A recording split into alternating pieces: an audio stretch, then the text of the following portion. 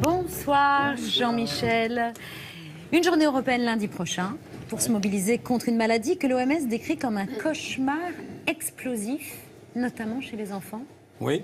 Un cauchemar explosif. Oui, c'est un cauchemar explosif. Alors, première chose, d'abord, la quasi-totalité des pays est touchée, y compris des pays qui étaient considérés comme moins développés que l'OCDE. Type la Chine. On a, par exemple, au Mexique, 72 à 75% maintenant de personnes qui sont soit en surpoids, soit en obésité. La France n'est pas le plus mauvais élève. On est en 3e position derrière la Corée et la Suisse, mais on observe quand même que cette montée est inexorable. Et une épidémie. Oui, on considère que c'est une épidémie parce qu'à partir du seuil de 10%, on considère que, quelle que soit la maladie, c'est une épidémie. La France n'est pas le plus mauvais élève, mais on sait qu'à l'horizon de 2020, on aura 45% de personnes en surpoids en France. Alors après, les conséquences, c'est quoi? Risque il y a deux majeur, conséquences. ouais. Alors, il y a la conséquence individuelle, ça veut dire en moins bon état de santé, avec une réduction de l'espérance de vie. Puis il y a la conséquence globale et collective, ça veut dire que l'économie de la santé va être très impactée par ça. Quand vous êtes diabétique et que ça conduit à une obésité, les traitements, c'est de l'insuline, c'est des hospitalisations, c'est des soins et c'est l'explosion des coûts de la santé. C'est ce qui se passe à l'heure actuelle au Mexique. Diabète, cholestérol, facteur aussi de cancer, l'obésité? Oui, on a on a une dizaine de cancers qui ont été incriminés par le World Cancer Institute, c'est-à-dire l'organisme mondial qui donne les statistiques exactes. Ça va depuis le larynx, le pharynx, l'œsophage, l'estomac, en passant par l'intestin et le sein. C'est pas une fatalité, mais on sait qu'il y a une corrélation statistique entre l'obésité et ce type de pathologie. Donc ça conduit à la réduction de l'espérance de vie. Mais au-delà de ça, on voit bien que le problème, c'est que personne n'arrive à trouver une solution. On a la solution type Michelle Obama, faisons de ça, on va en parler. Voilà, une cause nationale. Ça n'a pas été une grande réussite. Ah oui? On a l'éducation individuelle. C'est mieux que rien, mais on a l'éducation individuelle. Mais surtout, on n'a aucun effort qui est fait en direction des jeunes populations. La restauration collective en France, chez les enfants, elle est tout à fait déficiente. Mais elle ne conduit pas à l'obésité. Elle ne conduit pas à l'obésité, mais comment, pourquoi c'est nourrir? qu'on n'éduque pas. Qu'on m'explique pourquoi chaque enfant doit être nourri de la même façon, alors qu'on sait très bien que chaque individu est différent. Qu'on m'explique pourquoi on n'autorise pas les gosses français.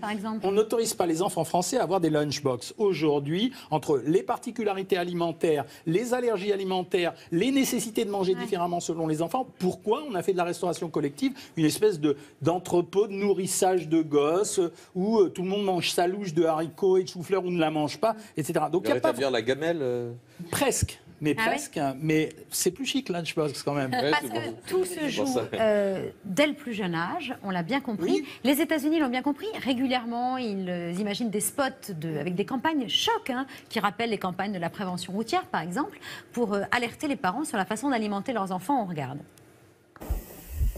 All right, what do we got? Just came in. Heart attack. 5'9", 300 pounds, 32 years old. How the hell does that happen?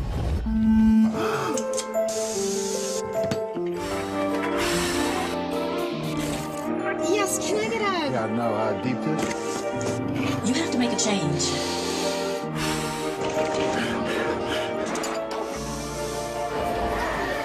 Here are your fries, sweetie.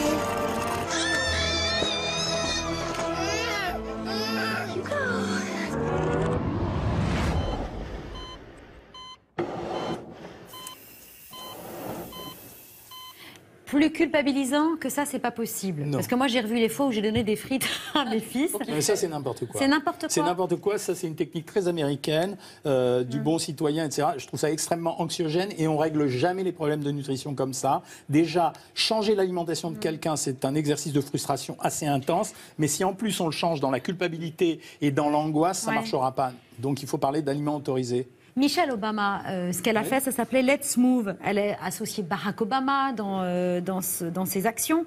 Vous pensez que c'est totalement inutile?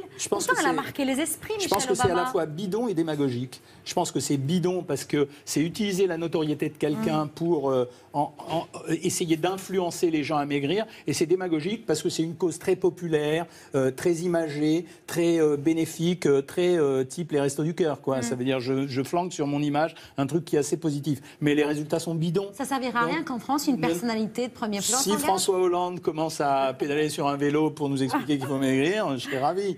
Et Laurent Ournac, on a entendu le comédien de TF1 Ouais. extrêmement populaire de Camping Ouais. Paradis. Il a écrit un livre, il a raconté son combat contre son surpoids, il se mobilise. Ce genre de prise de parole, Jean-Michel Cohen, c'est utile? Alors, il est intéressant, mais en l'occurrence, Laurent, il a fait une sleeve, ça veut dire qu'il a utilisé Oui. des nouvelles techniques On lui a retiré bariatriques. 80% de son estomac. Voilà, il a beaucoup maigri et il arrive à une situation où il explique surtout qu'il était en grande souffrance avant et que depuis cette opération, il va mieux. Ce qui a entraîné de la part des gens la volonté de se faire opérer. Or, aujourd'hui, on sait... 47 000 patients.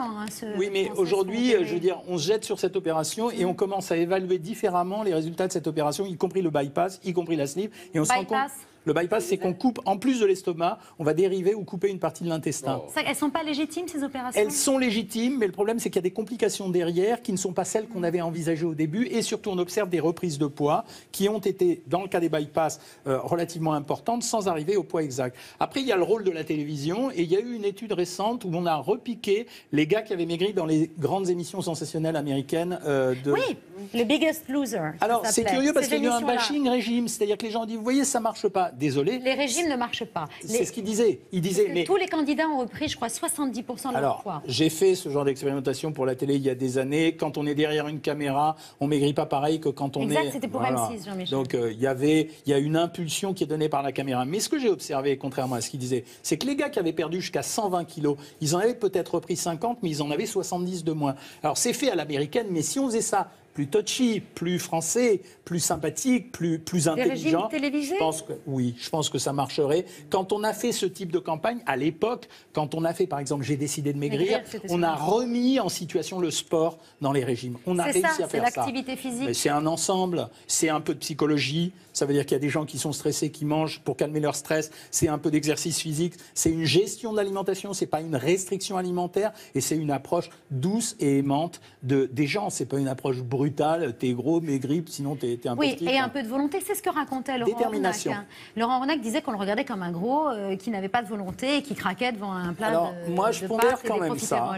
Pour avoir fait maigrir des gens, pas Laurent, mais des gens extrêmement gros qui avaient une forte personnalité, j'ai observé souvent que ces gens guérissaient leur propre mal-être, mais par contre, à l'extérieur, ils n'étaient plus les mêmes. C'est-à-dire que le poids, le corps est un ensemble, ça veut dire que votre poids détermine également votre caractère et votre psychisme. Vous pouvez avoir une souffrance interne et vous pouvez être plus aimé des gens gros que quand vous êtes moins gros. C'est pour ça que je suis en attente de voir ce que deviennent tous ces gens dans leur vie autre que leur vie privée. Mais la vie privée, c'est important. Merci beaucoup, Jean-Michel. Vous restez avec nous ? Ouais, mais on mange. Comment ça, le ouais ?